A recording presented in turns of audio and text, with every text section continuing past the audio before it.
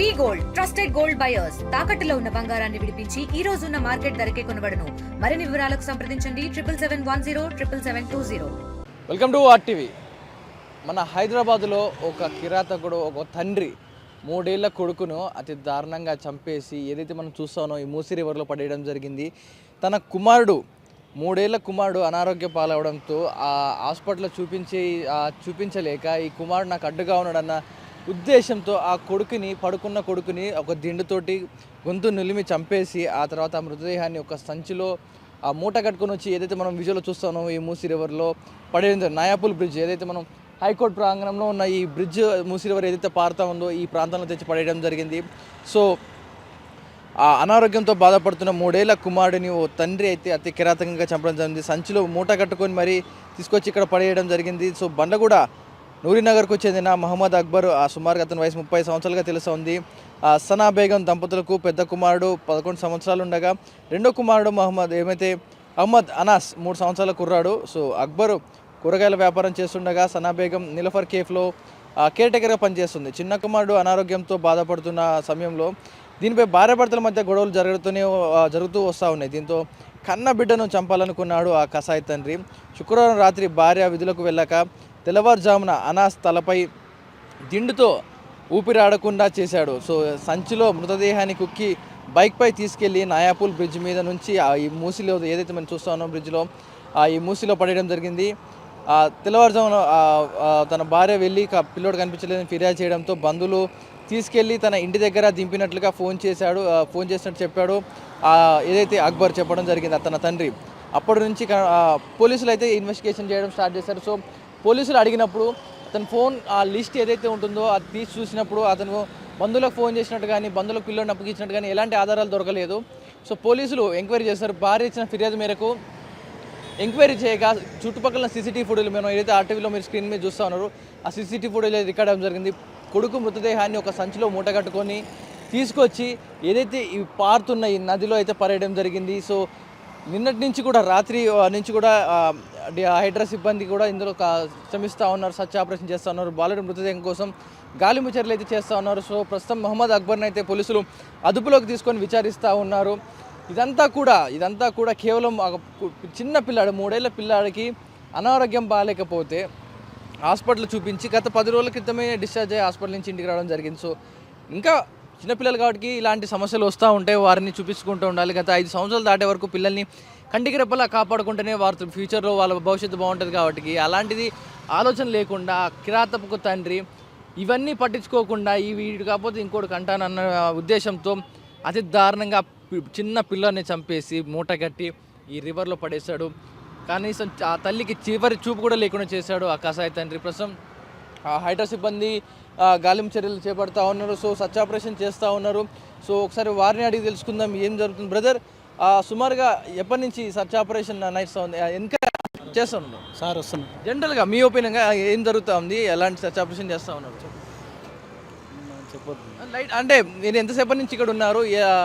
Search operation morning 6 o'clock వచ్చామండి. Okay. Already మా సిబ్బంది లోపలికి వెళ్ళారు, చెక్ చేస్తున్నారు.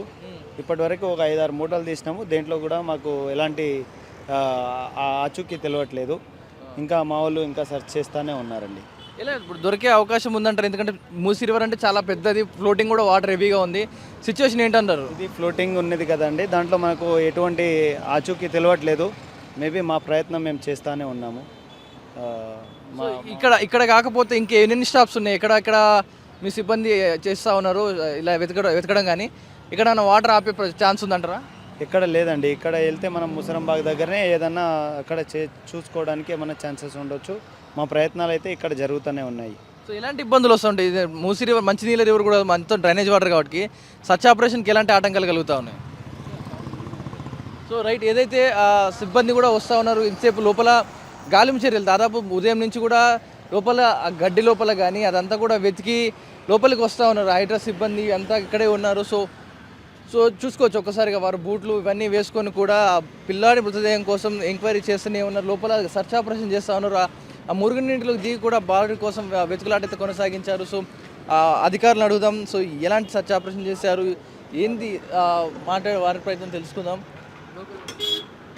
రైట్, ఏదైతే చూస్తూ ఉన్నారో లోపల కూడా కంప్లీట్గా లైఫ్ బోట్, ఏదైతే లైఫ్ బోట్ని అండ్ ఎక్విప్మెంట్స్ అన్నిటి కూడా బయటికి తీస్తూ ఉన్నారు హైడ్రా సిబ్బంది కూడా. సో కంప్లీట్గా ఏదైతే ఫస్ట్ మాన్యువల్గా అయితే వారు ఆ కర్రలు వీటితో సాయంతో లోపలికి వెళ్ళి చుట్టుపక్కల పొదల్లో అంతా కూడా వెతకడం జరిగింది. సో ఇప్పుడు కంటిన్యూస్గా ఆ నీళ్ళలోకి వెళ్ళాలి, ఆ మూసి ఆ డ్రైనేజ్ వాటర్లోకి వెళ్ళి వెతకాలంటే కొంచెం ఆ ఫ్లోటింగ్ వాటర్ హెవీగా ఉండడంతో సో కొంచెం ఆ తాళ్ళని ఏదైతే హుక్స్ ఉంటాయో వాటన్నింటి కూడా బయటికి తీస్తూ ఉన్నారు. పెద్ద లైఫ్ బోట్ని కూడా యూజ్ చేసే అవకాశం కూడా కనిపిస్తూ ఉంది, ఎందుకంటే లోపల రెస్క్యూ ఆపరేషన్ చాలా క్లిష్టంగా ఉంటుంది కాబట్టి హైడ్రా సిబ్బంది ఒక జాలి లాంటి కుండ్ల లాంటి ఉన్న పదార్థాలు కొన్ని తీస్తూ ఉన్నారు, వస్తువుల్ని తాళ్ళని కూడా ఉపయోగిస్తూ ఉన్నారు. సో ఉదయం నుంచి కూడా వాళ్ళు చాలా మూటలను అయితే బయటికి తీయడం జరిగింది. సో తీసిన ప్రతి మూట కానీ ఏది కానీ అందులో ఆ బాలుడి మృతదేహం అయితే కనిపించలేదు. కంప్లీట్గా ఇంకా కూడా స్టిల్ కంటిన్యూ చేస్తూ ఉన్నారు హైడ్రా సిబ్బంది. ఈ సర్చ్ ఆపరేషన్ ఇంకా ఈరోజు కూడా మొత్తం కూడా కొనసాగే అవకాశం ఉన్నట్టు కూడా చెప్తా ఉన్నారు. సో హైడ్రా సిబ్బంది అయితే శ్రమిస్తూ ఉన్నారు ఇంకా బాలుడి మృతదేహం కోసం. సో ఆ తండ్రి ఆ కిసాయి మహమ్మద్ అక్బర్ ఎవరైతే ఉన్నాడో అతన్ని పోలీసులు అయితే అదుపులోకి తీసుకొని విచారిస్తూ ఉన్నారు. ఇంత ఘాతుకానికి పాల్పడ్డాడు, కేవలం ఒక చంటి బిడ్డని హాస్పిటల్లో చూపించలేక, పిల్లోని ఆరోగ్యం బాగు చేసుకోలేక గొంతు మిలివి పడుకున్నాడు.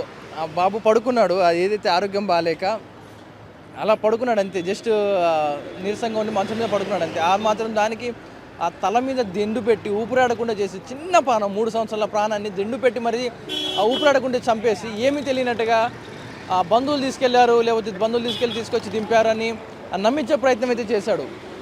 కానీ ఏమైంది, చివరికి పోలీసులు భార్య కంప్లైంట్ ఇచ్చింది. ఆ భార్య కంప్లైంట్ ఇవ్వడం జరిగింది. నా భర్తకి భార్య నా కొడుకు ఆరోగ్య విషయంలో మాకు రోజు గొడవలు అవుతూ ఉంటాయి, వారిని నా కొడుకుని హాస్పిటల్లో చూపించాలంటే కూడా భార్య చెప్తూ వచ్చేదంట. సో ఇవన్నీ విన్నా తను ఇవన్నీ కూడా కొడుకు అడ్డు తొలగించుకుంటే ఈ గొడవలు ఉండవు, హాస్పిటల్లో చూపించే బాధ ఉండదు అన్న దురుద్దేశంతో ఒక కసాయి లెక్క కిరాతకంగా మారి పడుకున్న కొడుకుని చంపేసి మూటలో కట్టి తీసుకొచ్చి ఇందులో పడేశాడు. పాపం ఉరికే పోతుందా, ఏదో ఒకరు చుట్టుకోక తప్పదు కదా. సో ఇంత ఘాతుకానికి పాల్పడుతూ ఉన్నారు. రోజు రోజుకి సమాజం ఎటుపోతుందో, మనుషుల బిహేవ్ చేస్తున్నారా లేకపోతే మనుషుల మృగాల అర్థం కావట్లేదు. సో లోపల సర్చ్ ఆపరేషన్ అయితే స్టిల్ కంటిన్యూ అవుతూనే ఉంది. సో హైడ్రా సిబ్బంది అయితే శ్రమిస్తూ ఉన్నారు. ఇలా ఎక్విప్మెంట్ అన్నీ కూడా తీసి ఆ బాలుడి మృతదేహాన్ని వెలికి తీసి చివరి చూపైన ఆ తల్లికి దక్కేలా చేస్తామంటూ కూడా చెప్తా ఉన్నారు. ఇది ఇప్పటివరకు ఉన్న అప్డేట్స్. కెమెరామ్యాన్ విజయ్తో పవన్ వాయిదో RTV Hyderabad old city. Right, ఏదైతే మనం ఎక్విప్మెంట్ ఏదైతే చూస్తున్నామో అసలు దీన్ని ఎందుకు వాడతారు, ఎలా సర్చ్ ఆపరేషన్ జరుగుతుందో వారిని అడిగి తెలుసుకుందాం. బ్రదర్, ఇప్పుడు సర్చ్ ఆపరేషన్ ఎక్కడి వరకు వచ్చింది, అసలు ఏంటి, దీని ద్వారా ఎలా ఎత్తుకుతారు అంటారు? యాక్చువల్లీ మాకు నిన్న నైట్ అక్కడ రెస్క్యూ కాల్ రావడం జరిగిందండి. ఇక్కడ బ్రిడ్జ్ దగ్గర ఒక అబ్బాయిని నీళ్ళలో వేశారని చెప్పేసి. సో దాంతో నిన్న నైట్ సర్చ్ ఆపరేషన్ స్టార్ట్ చేసాము. కానీ ఏంటంటే మనకి లైట్ లేకపోవడం వల్ల కొంచెం ఇబ్బంది కలగడం వల్ల అది మళ్ళీ నైట్ స్టాప్ చేసాం. సో ఎర్లీ మార్నింగ్ మళ్ళీ 6 o'clockకి మళ్ళీ టీమ్స్ డిప్లాయ్ చేసేసి ఇక్కడ మళ్ళీ సెర్చ్ ఆపరేషన్ స్టార్ట్ చేయడం జరిగింది. అయితే ఇప్పుడు మేము కింద కూడా వెళ్ళడం జరిగింది, కింద కూడా మొత్తం వెతికాము. సో ఎక్కడ కూడా మనకి ఆన్వాల్ కనిపించలేదు. దాంతో ఇదేంటంటే దీన్ని పాతాళగడి అని పిలుస్తాం అన్నమాట.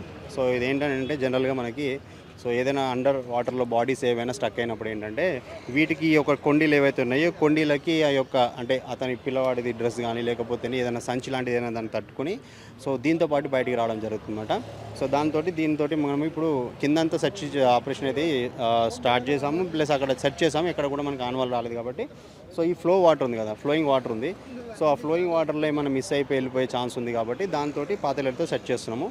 సో అదేవిధంగా మాకు టీమ్స్ అంటే ఇక్కడ నుంచి లాస్ట్ టైం కూడా ఒక బ్రిడ్జ్ మీద కూడా ఒక అబ్బాయి దూకడం జరిగింది. సో అతని బాడీ కూడా మనకి ఒక 3 days తర్వాత మనకి గౌరెల్లి దగ్గర దొరకడం జరిగింది. సో గౌరెల్లి దగ్గర కూడా ఒక టీం పెట్టాము, అలానే ముషంబాగ్ బ్రిడ్జ్ దగ్గర కూడా ఒక టీం పెట్టడం జరిగింది. సర్చ్ ఆపరేషన్ అయితే జరుగుతుందండి. సో ట్రేస్ అవుట్ అయిన దాకా మా టీమ్స్ మాత్రం వర్క్లోనే చేస్తుంటారు. For latest updates on India-Pakistan tensions, download RTV Live app.